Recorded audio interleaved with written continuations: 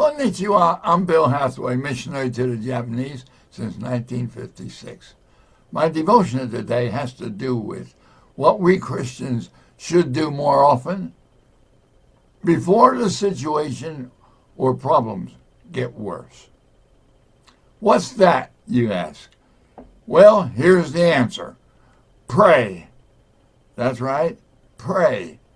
I just happened to see my friend Mark wearing a shirt with a sign on it that said, if you're going to worry, don't pray. If you're going to pray, don't worry. I thought that was a good saying. Isn't it sad, though, that most people don't know anything about that? Or if they do, they don't pray more quickly. They try everything else before they finally pray in desperation. Have you ever done that? Well, I know I have. Here's a Bible verse you can count on. Jeremiah 33:3. Call unto me, and I will answer thee, and show thee great and mighty things which thou knowest not. That means that God knows the answer to your prayer when you don't even know it and need help. What better place is there to go where you can absolutely get perfect answers every time? Oh, during my 81 years since I became a born-again Christian, I will quickly say that God gave me the right answers to every problem that I asked him about. I must also admit that when I didn't pray to him, I made a mess of things when I tried to work things out for myself. I guess I learned to go to the Lord first after going through some of those times. Here's something to remember. Number one, the love of God wants the best for us.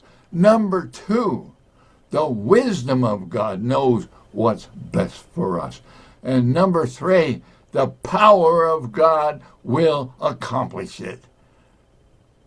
Oh, if you pray to the right person, that's God, with the right attitude, with sincere faith, then God will give you the answer.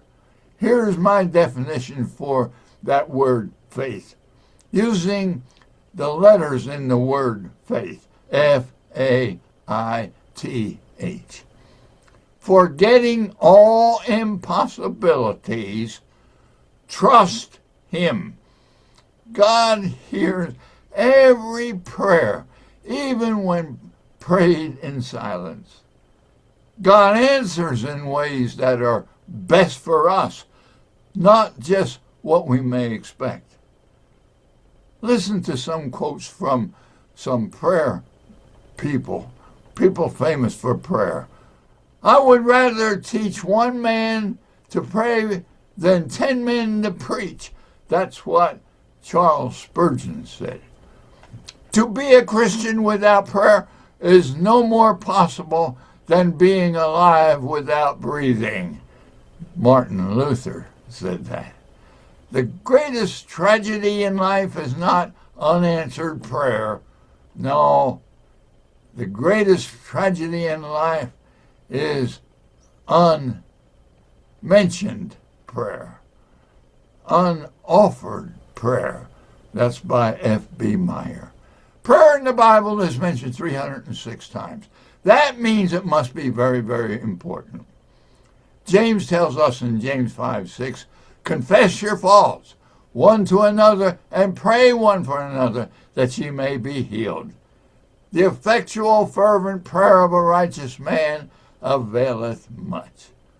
Philippians 4:6 says, be careful for nothing, but in everything by prayer and supplication, with thanksgiving, let your requests be made known unto God. Be careful for nothing.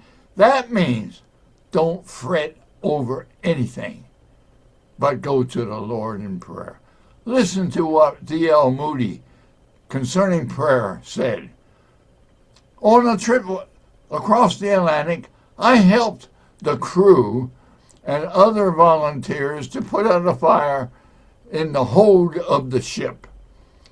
A friend said to me, Moody, as they stood on the bucket line, let's go to the other end of the ship and pray. Moody, the common sense evangelist, said, no, sir. We will stand right here and pass the bucket and pray hard all the time we are doing so. That was better advice. Prayer and action go together. So, what are you waiting for? Get on your knees.